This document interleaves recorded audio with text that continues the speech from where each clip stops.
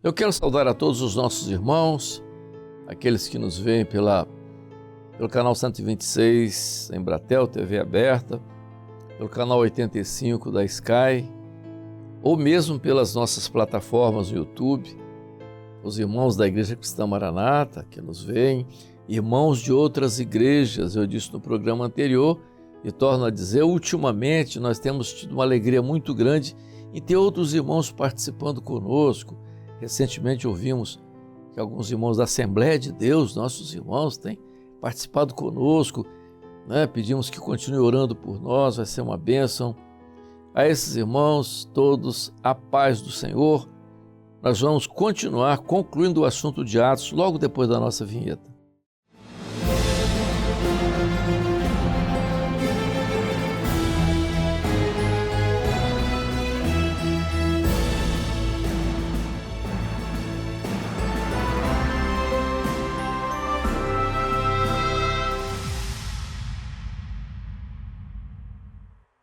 No programa anterior, eu disse que o livro de Atos podia ser dividido. Nós estamos fazendo agora, nesses dois últimos programas, uma síntese rápida do que nós falamos nesses últimos programas, em todos os nossos programas sobre o livro de Atos. Que o livro de Atos podia ser dividido em duas partes, não é? A primeira parte, antes da conversão de Paulo, quando você vê uma ênfase especial a tudo aquilo que estava dentro para Israel, aquilo que era a orientação do Senhor Jesus para eles, né? Então, todo aquele início ali. Depois da conversão de Paulo, há uma outra frente de evangelização fora de Israel, que é uma frente agora ligada aos gentios. Por isso, Paulo foi considerado o apóstolo dos gentios. Então ele foi enviado para isso. Então, depois da conversão de Paulo, há todo um acontecimento em torno da pessoa de Paulo. Ele saiu, passou um período, né?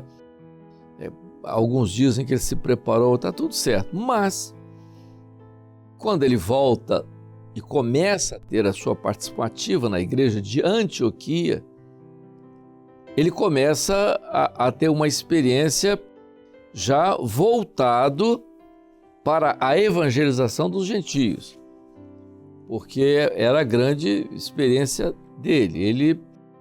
Ele tinha nascido em Tarso, mas era judeu por descendência, tinha título de cidadão romano, perseguiu a igreja, e agora está vivendo uma experiência completamente diferente.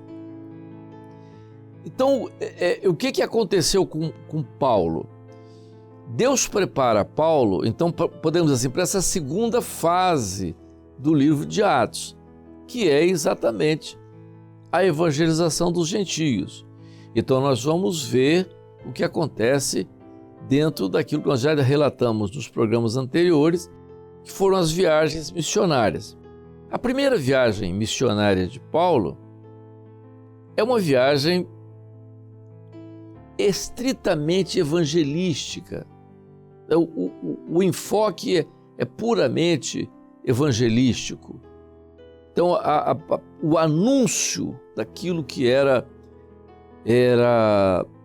o evangelho, que naquela região que ele passava, por onde ele passou, era totalmente desconhecido, porque o mundo daquela época era pagão. O império era romano, mas o império que antecedeu o império romano foi o império greco-macedônico. Ou seja, toda a cultura helenística, não é, do império greco-macedônico ainda estava de pé. A filosofia, tudo aquilo que era deles. Então, era um desafio para Paulo levar o nome de Jesus. Então, pregar a Jesus Cristo. Aquilo, quando ele passou lá em Atenas, estava lá o Deus desconhecido, né? Nós falamos isso nos programas anteriores. Então, o que era para eles era um Deus desconhecido. Mas tudo aquilo que o Espírito Santo se inteirou e operou daquela forma, e o crescimento notável do cristianismo no meio dos gentios, atingindo toda aquela região da Ásia, Ásia Menor, chegando até a Europa, como no final, né, na última viagem de Paulo, ele vai até a península da Ibéria, não é? Hoje a Espanha e tal, aquela península ali, ele chegou e até ali. Então, a evangelização foi importante. Aí, vejam, Paulo, ele está vivendo uma experiência com o Espírito Santo, está tendo revelações do Espírito Santo, começa a conviver com a doutrina, e aí acontece a primeira grande experiência da era Paulo, né? Ou seja, qual foi? Nada na Bíblia é por acaso. Nada na Bíblia é por acaso. Deus tinha um projeto perfeito, e a palavra ela é perfeita em todas as coisas. Então o que aconteceu? Aconteceu que logo depois da primeira viagem de Paulo, das grandes experiências que eles tiveram, Paulo, Silas, Barnabé e outros que acompanhavam com eles, as experiências da conversão dos gentios, surgiu um impacto. Isso mais ou menos perto do ano 51, 52. Esse negócio de data naquela época era muito difícil você avaliar, mas mais ou menos nessa época. A igreja já devia estar com quase 20 anos de idade, quando surge um problema que fazia uma divisão entre a igreja que estava em Jerusalém da igreja que estava em Antioquia. E a divisão era doutrinária. Veja como é que são as coisas. Qual era, então, o ponto? A igreja que estava em Jerusalém, formada por judeus convertidos, queriam que toda parte da lei e da experiência da lei mosaica fosse introduzida na vida da igreja. Circuncisão, guarda do sábado, abstenção, abster-se de alguns alimentos, toda aquela lei cerimonial, moral do Velho Testamento. Isso criou um ponto de atrito muito grande que deu origem ao chamado Conselho de Jerusalém, onde esse assunto foi discutido, e ali a doutrina tomou uma direção diferente, não é uma direção diferente, mas ela tomou forma. Por quê?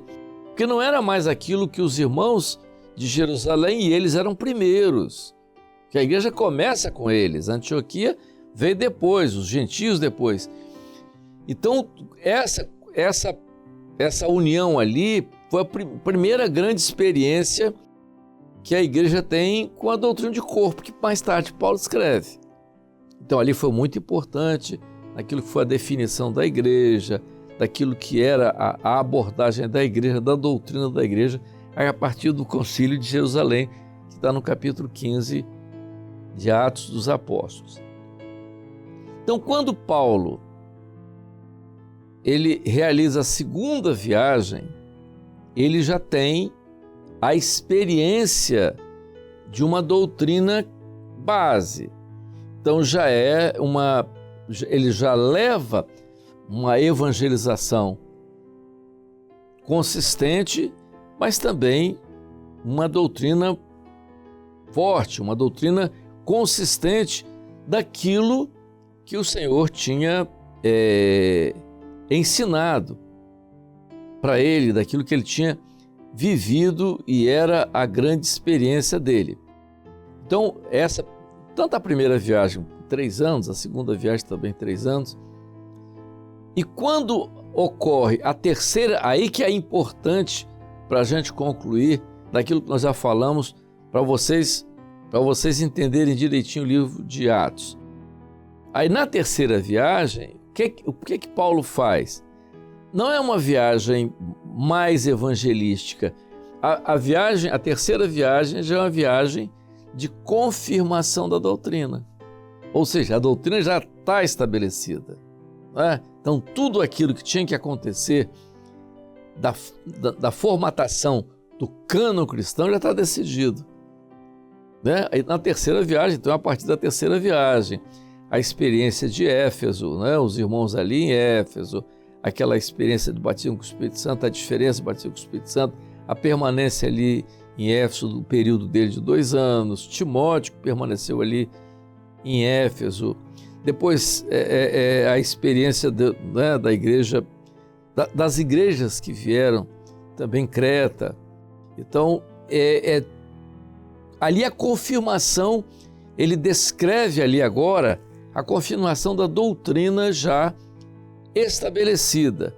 Então, a terceira viagem, claro que houve experiência de evangelização, de tudo mais, de conversão, mas o ponto fundamental na terceira viagem foi a confirmação da doutrina.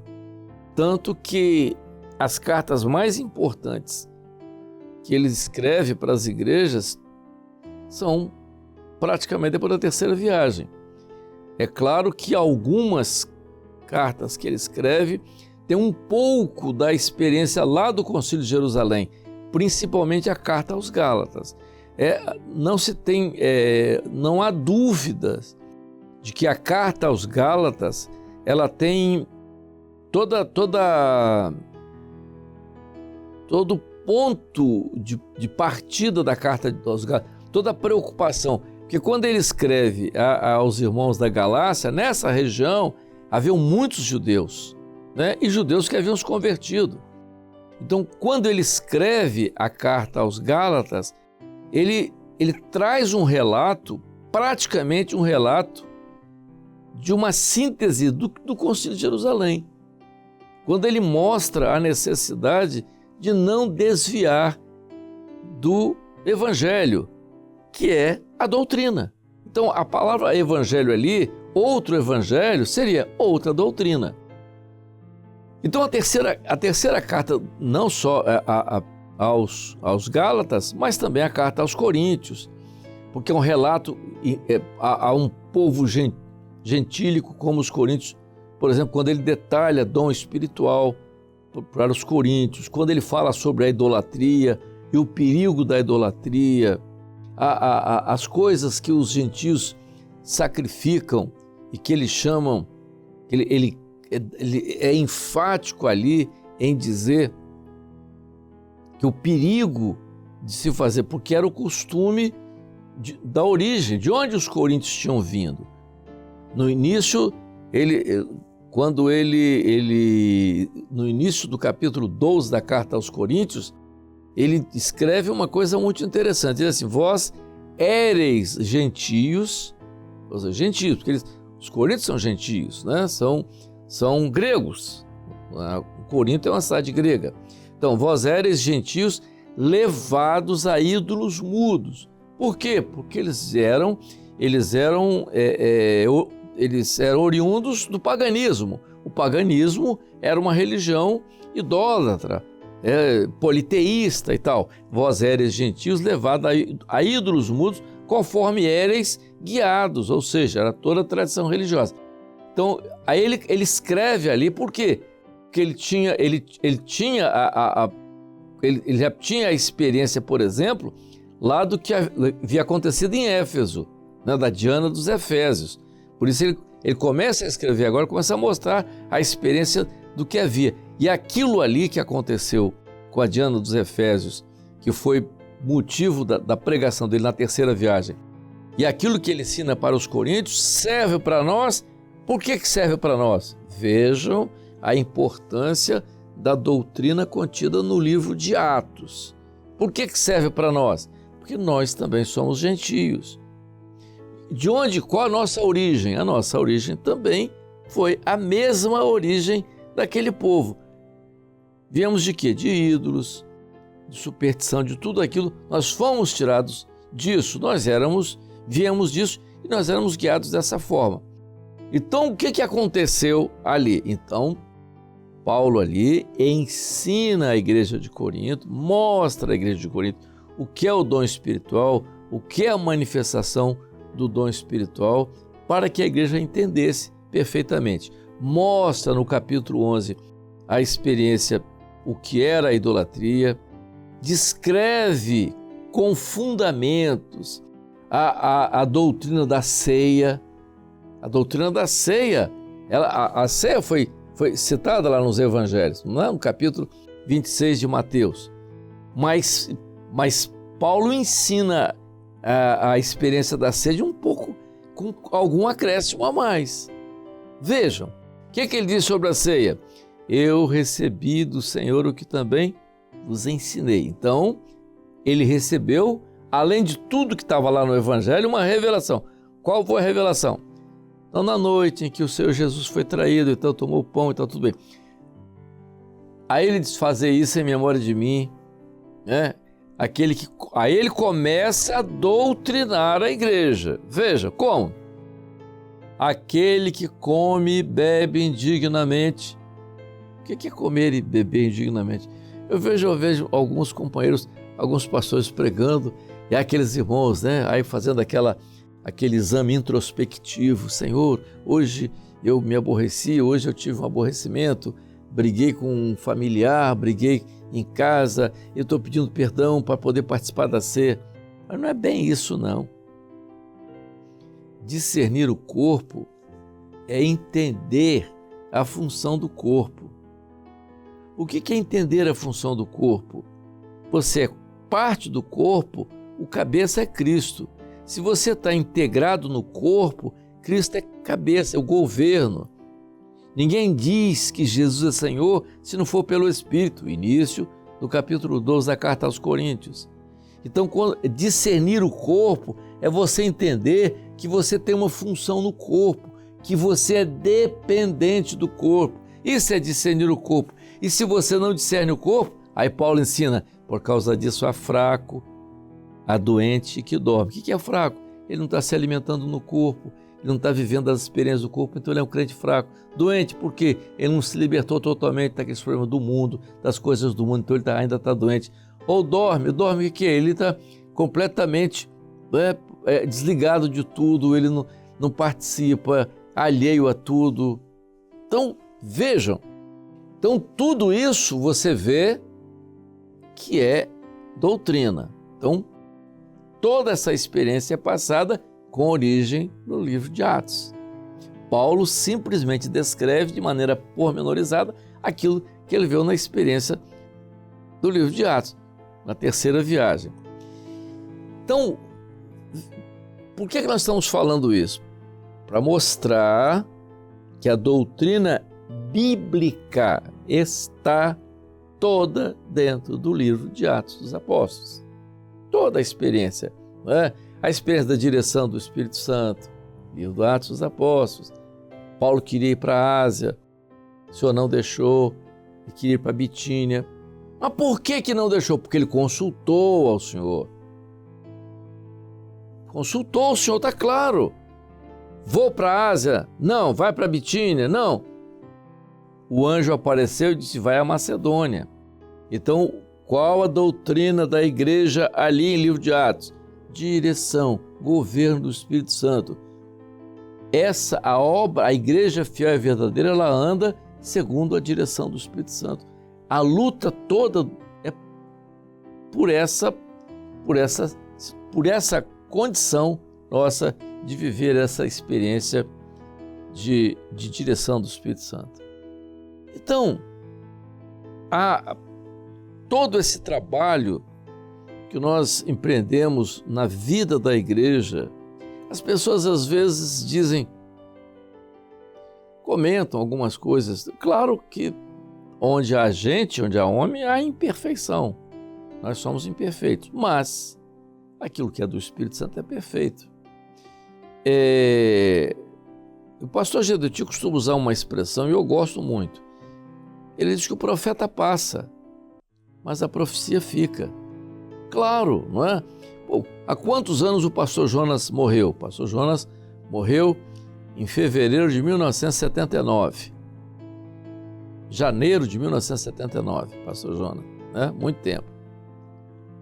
Mas muitas revelações que o Jonas teve, nós temos visto ainda hoje. né? Revelações que o profeta foi, já passou o tempo dele, mas aquilo que o Espírito Santo fez através dele ficou, como aquilo que o Espírito Santo fez através dos irmãos lá na igreja primitiva, permaneceu.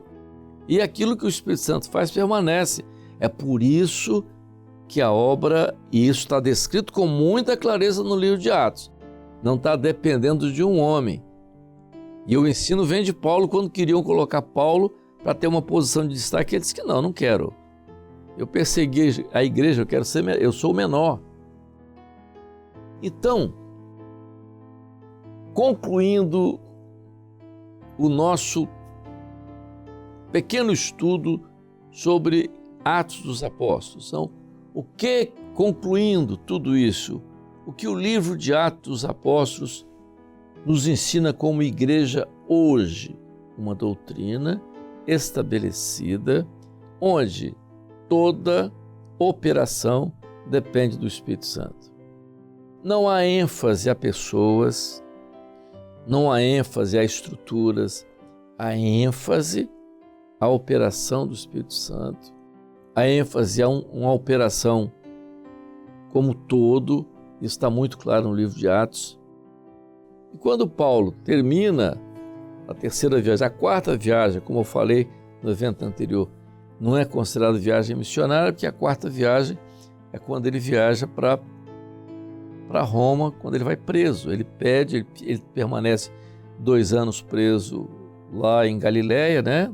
Em Cesareia, né? Lá em Cesareia, em Jerusalém, perto de Jerusalém. Em Cesareia ele fica 2 anos preso, depois ele recorre a ser ouvido por César, então ele é enviado para Roma, fica um período preso lá em Roma, mas de lá ele conseguiu assistir a algumas igrejas, escrever algumas cartas, até que a perseguição fica mais acirrada, depois do ano 60, 61, com a era do imperador Nero, ano 64, o incêndio de Roma, aquela culpa que foi colocada nos cristãos. Dizem que a partir daí a perseguição foi muito grande. Alguns dizem que depois disso aí não se fala mais, mas talvez Paulo tenha sido martirizado nessa época. Mas o que é importante para nós, concluindo aqui no livro de Atos, é a doutrina. Aí você diz assim, qual a igreja verdadeira? A igreja verdadeira é aquela que vive a doutrina que está na palavra. E a doutrina da igreja que está na palavra está onde? Livro de Atos dos Apóstolos. Atos dos Apóstolos são atos do Espírito Santo através dos apóstolos. E é isso que nós dizemos, é isso que nós pregamos e que nós lutamos para manter isso. Até que esse período, que é o período da graça, que começou lá no Pentecostes, se encerre com o toque da última trombeta. A paz do Senhor a todos. E até o próximo programa.